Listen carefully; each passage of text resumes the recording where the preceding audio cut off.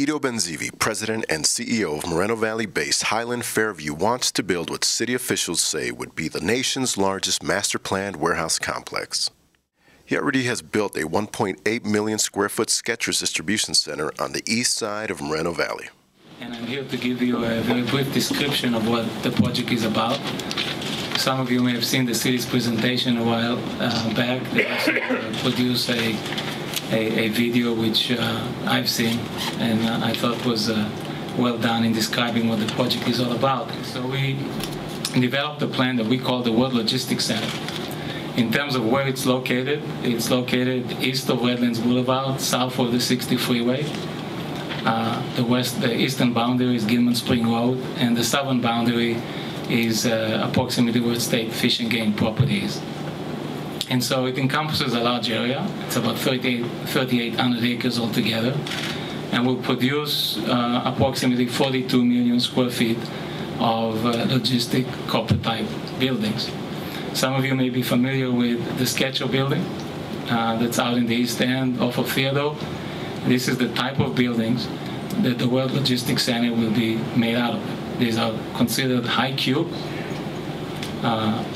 logistic warehouse buildings that essentially will be not just the majority, but essentially will be the core and the definition of this project. It is entirely dedicated to be a world-class logistics center.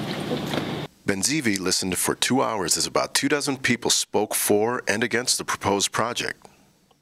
Moreno Valley residents expressed concerns about traffic, pollution, wildlife habitats, and job creation during a public hearing involving plans to create 41.6 million square feet of warehouse space on the city's east side. And all these trucks that are coming in here from the hospital, they're doing the driveways, and they're doing Mason, and they're tearing up that street. That boulevard is from end to end destroyed. Now, what's the safeguards this time around, Mr. Benzeevi, to guarantee jobs for the community? Is there anything worked in? Because fool me once, shame on you. Fool me twice, shame on me. I would certainly hope there will be enough buffer between this project and the wildlife area.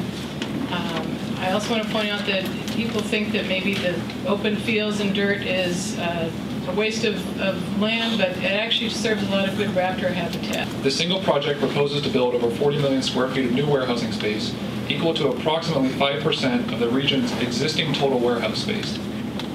As the current land use is largely undeveloped, there is a rare opportunity to plan this project the right way and cause the least potential environmental harm. What's going on? You say about jobs for the people local? That's a lie. I've seen Mr. Benzeevi's Skechers development. It was a fabulous development, and he is a fabulous developer. However, I think that we need to work with him not on a project of that size. I think that we need to at least have a mile buffer zone between that habitat and any construction that is going to be done. He has made a significant contribution to this community in terms of jobs, whether it's the number you want or not. He's made a significant contribution to this community in terms of a tax base that's going to help this city, that's going to help pay those bills that we can't, for example, keeping lights on today. We're having an issue with that. Speaking on this gentleman right here, my house got flooded. He helped me out. When my house got flooded about 2 years ago, he went in my pool, helped me clean my house. So besides the project, this is a good man right here. He argued with a couple of detractors who he accused of spreading inaccuracies about the Skechers distribution center.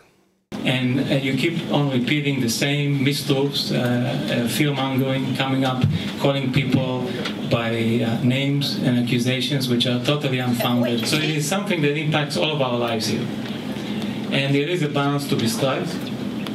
We have to protect the environment. We have to be sensitive to it because we're part of it. But it's not one-sided, right? It's 14% of us unemployed here. That's tens of thousands of people. We have to protect them and have a quality of life, as well as the raptors and the birds also need us. We have to be on both sides of it and strike a decent balance. And we will. For the Press Enterprise and PE.com, this is Angel Ortiz.